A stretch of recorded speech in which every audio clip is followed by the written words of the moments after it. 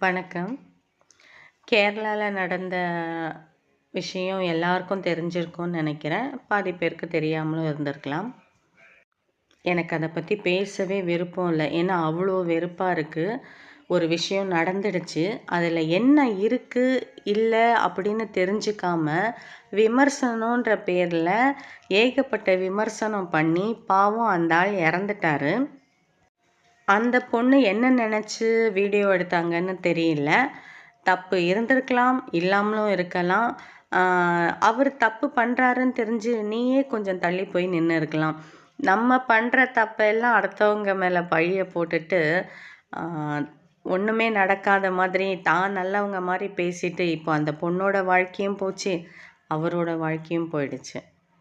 உண்மைக்கு பரிசு இருக்கு எப்பயும் அப்படின்றது இதுல ப்ரூஃப் ஆயிடுச்சு. அந்த பொண்ணுக்கு தண்டனையும் கிடைச்சிருச்சு, வாழ்க்கையும் போயிடுச்சு. இவங்கள பார்த்து அடுத்தவங்க இந்த மாரி செய்யாதீங்க. இது ஒரு பக்கம் இருக்கட்டும்.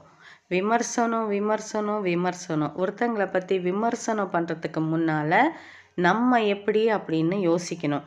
அடுத்தவங்க தானே, அவங்களுக்கு நம்ம என்ன வேணா சொல்லலான்னு நெனைக்கக்கூடாது. இந்த விஷயத்த தன்னோட ஷார்ட்ஸில் தன்னோட வீடியோவில் பிக்சராக போட்டு அதை பற்றி பேசி தனக்கு வியூஸ் போகணும், தனக்கு லைக் வரணும்னு நினச்சி என்ன வேணால் ஏன் பேசுகிறீங்க? பொய் ஏன் பேசுகிறீங்க?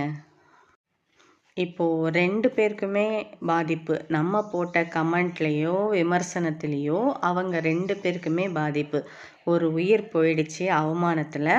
இந்த பொண்ணு ஜெயிலுக்கு போயிடுச்சு. அந்த பொண்ணுக்கும் வாழ்க்கை முடிஞ்சு போச்சு, அவ்வளோதான். இதுக்கப்புறம் பெரிய மனசு பண்ணி யாராவது அவங்களுக்கு வாழ்க்கை கொடுத்தா தான் உண்டு.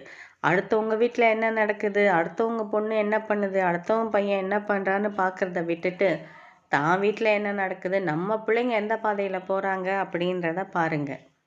அந்த விஷயம் முடிஞ்சிடுச்சு. 1 வாரம் ஆயிடுச்சு. இழப்பு நடந்துடுச்சு. அவங்க வீட்டு இழப்பை நம்ம ஈடுகட்டவே முடியாது.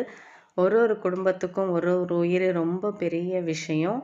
யாரை பற்றியும் யாரும் விமர்சனம் பண்ணாதீங்க. தெரியாமல் அவங்க மேலே தப்பு சொல்லாதீங்க. அவங்க தப்பே பண்ணியிருந்தா கூட நம்ம விமர்சனம் பண்ணுறதுக்கு ஆள் கிடையாது. அதுக்குன்னு எல்லாரும் நல்லவங்கன்னு நான் சொல்லலை. எல்லா இடத்துலையும் பொறுக்கிங்க இருக்காங்க, தப்பு பண்ணுறவங்க இருக்காங்க. அவங்களுக்கு கிடைக்க வேண்டியது அவங்களுக்கு கண்டிப்பாக கிடைக்கும். நம்ம ஏன் யாரை பற்றியும் விமர்சனம் பண்ணி அந்த பாவத்துக்கு நம்ம ஆளாகணும்? அந்த இடத்துல அவர் எவ்வளோ கஷ்டப்பட்டிருந்தா அவர் இறந்து போயிருப்பார்.